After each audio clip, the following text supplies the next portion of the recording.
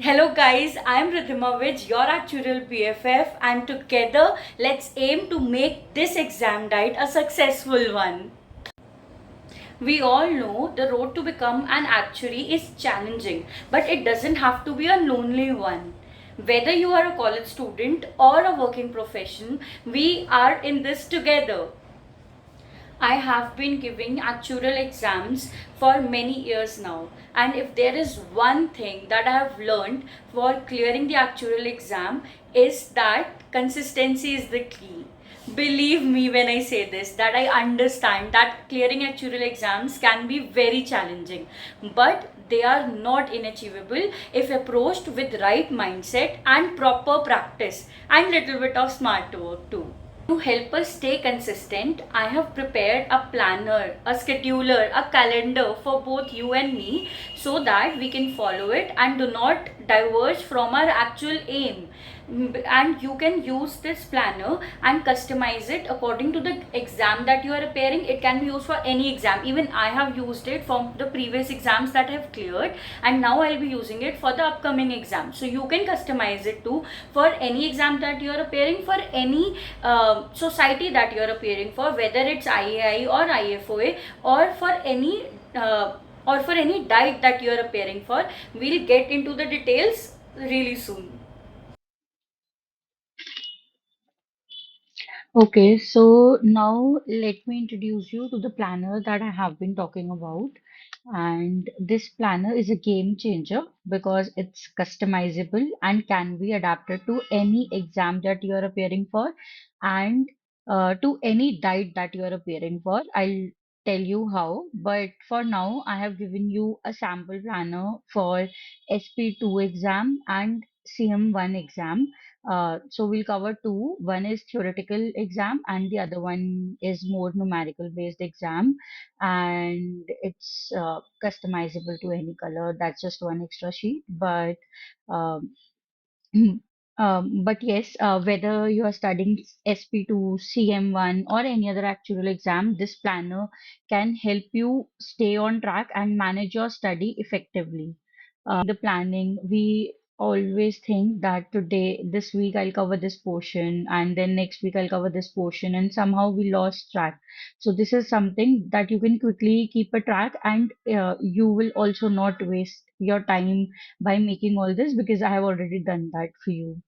So let's quickly go over some of the key features of this planner. Um First, first you can set your start date based on when you are starting your preparation. This will automatically customize the planner for you, adjusting the schedule based on your exam date. So, for example, this I have prepared for November 2024 date, and consequently, the SP2 exam is on 20th, so that you can see. So it will easily show firstly the number of weeks that you have till your exam. And then if, for example, if you want to change it to some other date, let's take an example. If you have an exam in April 2025, then how you can change it? You can just simply change the date. For example, you start your preparation on 1st January 2025. So it will automatically change the calendar for you. And so I like to base this calendar, like I like to start this calendar from Monday for consistency. So just adjust the date accordingly. But you can choose any day that works to you. Some people like to follow Sunday to Saturday rather than Monday to Sunday. So feature is that um, you can like whenever you open this planner, the today's date, the date at which you open the planner will be highlighted, so you know where you are standing. So that's just one more thing. Okay, now let's see how we can use this planner. So as you can see that this, I have taken this chapter wise plan. This is directly from the after study material. This is for CM1 and just called these out from here. And what you can do is, so the first step is to split your syllabus into manageable parts. Now IFO does something very similar for you, organizing chapters into parts and aligning the X series accordingly. But I like to take it a step further and divide the syllabus in a way that I like to proceed with it. Divide it in a way that you like to do this. Um, and also add extra things. For example, X series, revision notes. How I do it is I divide revision notes into two parts. First, latest 5 years of exam, and then the remaining 5 years of exam, and then full past year papers. So just to give you a go through of the planner, how you can do in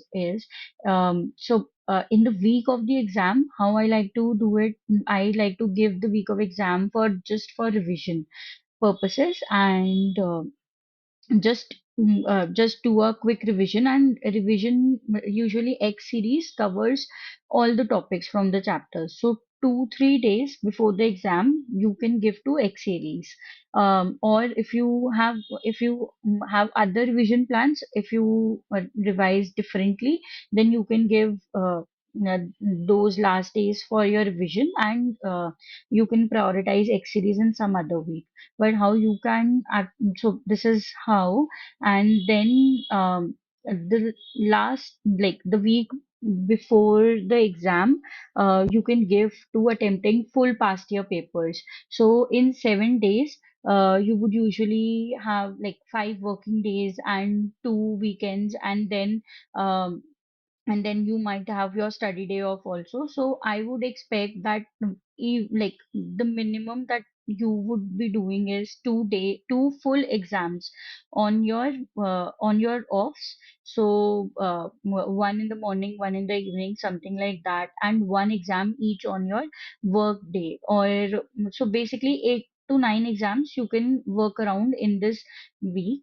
And the most important thing here and the tip here is to actually review the the question papers that you have attempted. So you can attempt a one paper less, but it's important to actually check the exam by yourself or get it checked from your friend who have already appeared for a similar exam. I think that is the most important exam. And when you give the first, like when you appear full exam in the examination like conditions, obviously you will score a little less than what you would have expected from yourself, but you don't have to be demotivated or disheartened. Just appear for the exam next day, and you will see your score increasing. And believe me, this will help you big time. Firstly, you can only pick up only the past. You can pick revision notes and only do questions for the 10 attempts. That is 5 years of the exam out of 10 years, right? So just attempt 5 years so that you will be able to complete your entire syllabus revision on time. And to again revise it, then pick up the last 10 years of your last 10 attempts or last 5 years in the present in the revision notes, so that you can revise the syllabus twice. Now, once you are done with this revision notes, full years of exams and X series, you would still have 10 to 11 weeks for your revision. So now let's get into how you can divide your chapters over the remaining 10 weeks. The key here is to break down your syllabus into manageable parts or blocks. So as I mentioned, IFO does something similar, but I prefer to customize these blocks to fit my study style. For for example, the first four chapter. So according to IFOA, block one is first 7 chapters, but um, yeah, but the first four chapters here introduces you to various life insurance products, and thus that can be grouped as part one. While the other three chapters are for with are for asset share and with profit products. So you can categorize it as part two. So and then for third part, you can uh, you can take the general business environment and risk chapter together. Basically, this grouping helps focus on related topics and concepts together, which makes it easier to understand and retain the material as well. So this is something that I always follow. And just to tell you, the chapters on general business environment are really important. Um, these chapters provide a lot of crucial points as they explain how the broader market influence the market in which your life insurance products will be sold. So, from how the products are designed to various risks that you will face because of the environment that you're in, because of the market that you're in, and other things as well. So, these chapters are really important foundation to what to how to attempt questions in the exam. So in I would say in almost every question you can write 1 or 2 points from this uh, at least. So this is something to focus on. And once you have decided on so uh, here the idea is to think in blocks and not the individual chapters. So this approach is particularly useful when I cleared my CP1 exam also. So instead of feeling overwhelmed by like there are 32 chapters and how will I able to complete it and all, just focus in just break it down into 7 8 blocks and focus on two blocks. So I was giving example of CP1. So when I was studying CP1, how I divided my syllabus was I never used to think that I'm working on this chapter or that chapter. I was always used to think I'm working on assets. Okay, my assets are complete. Now I'll work on liabilities. Okay, liabilities are complete. Now I'll work on risk. There are 3 chapters for risk in CP1. So then now I'll work on risk, and then when risk are done, then I'll work on risk management. Risk management will include your reinsurance related chapter, alternative risk strategies, and other such, and monitoring and all those things.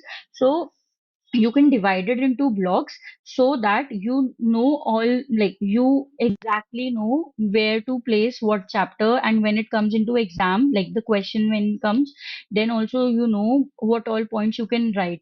The other block, one more block which I might have missed, is something you can for any product, the for any modeling, I would say, important thing is data, model, and assumption. So you can group it together and it can be in any order. For example, here I thought that reinsurance into one, and then reinsurance is also risk management, and this is further risk management. So you can simply include it in 6 and 5. You can customize it on your own way, in your own fashion. You can also go in the sequential order as in the acted material. So it's purely up to you. Just divide your syllabus into the blocks. Uh, this is what I would suggest, honestly. Okay, so without stretching it out more, now let's jump back to some specific features of this planner. So now, as you can see in column E, you can track the status of each chapter. So you can track the status of each chapter.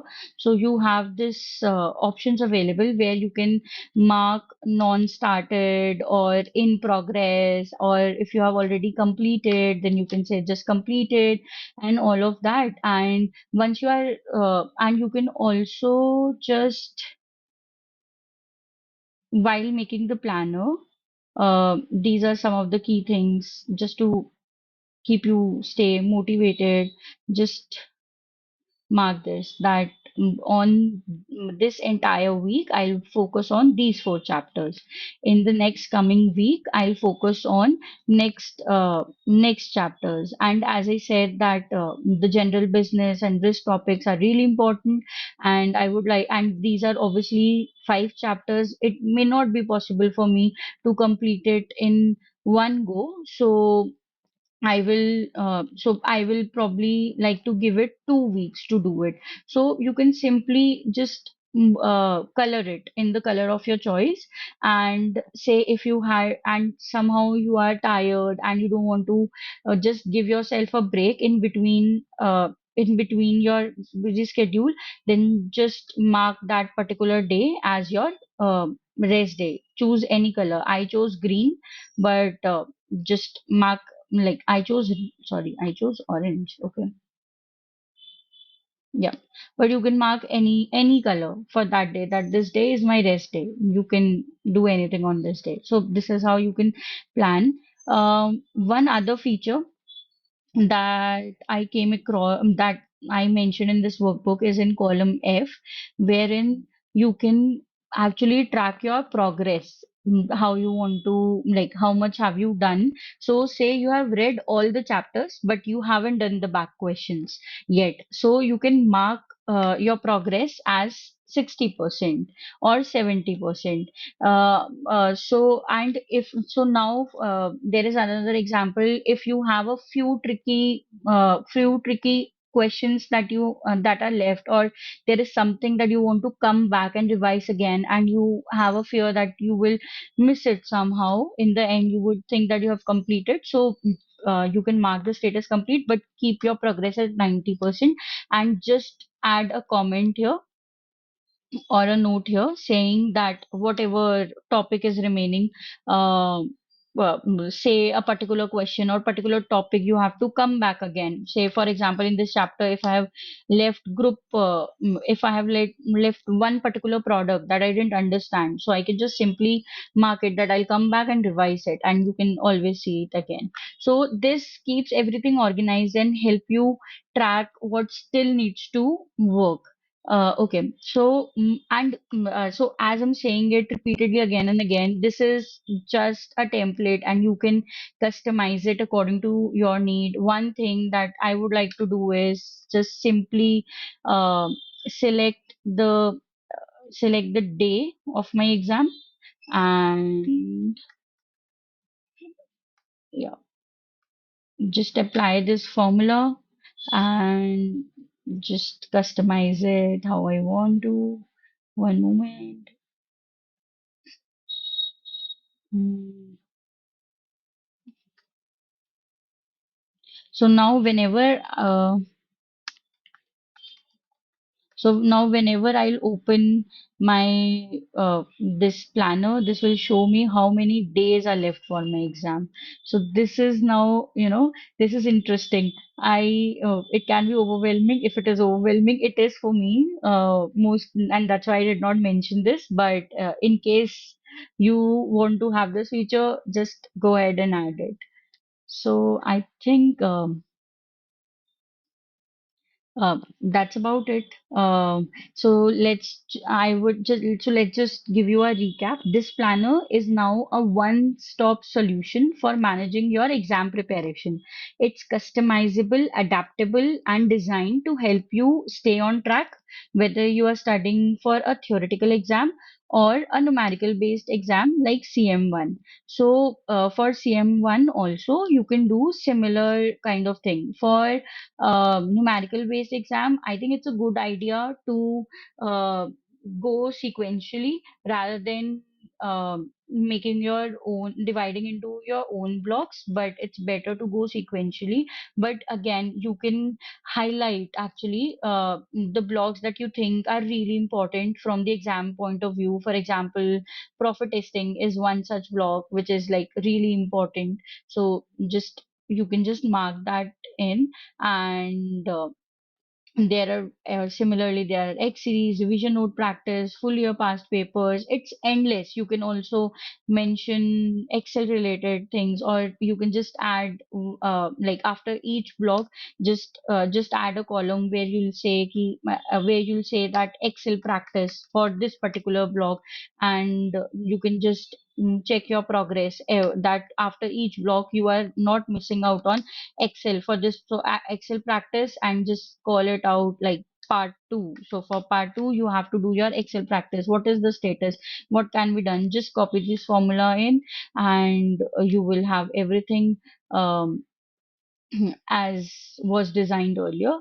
So I think, yeah. So again, I would say that remember that the key to the success is consistency. So by following and tracking your progress, you will make a steady progress without feeling overwhelmed.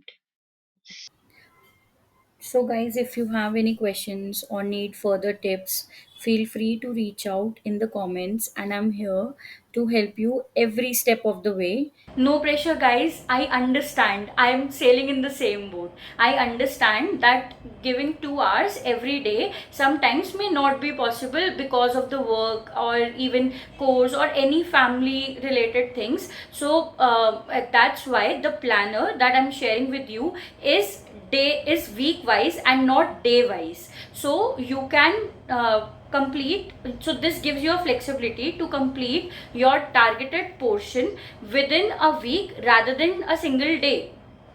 So guys, we have reached the end of this video and hope you're feeling inspired, encouraged and enthusiastic about the upcoming exam. So guys, if you haven't already, hit the subscribe button, click the bell icon, and I'll see you next time. Till then, stay curious, keep crunching numbers. Bye!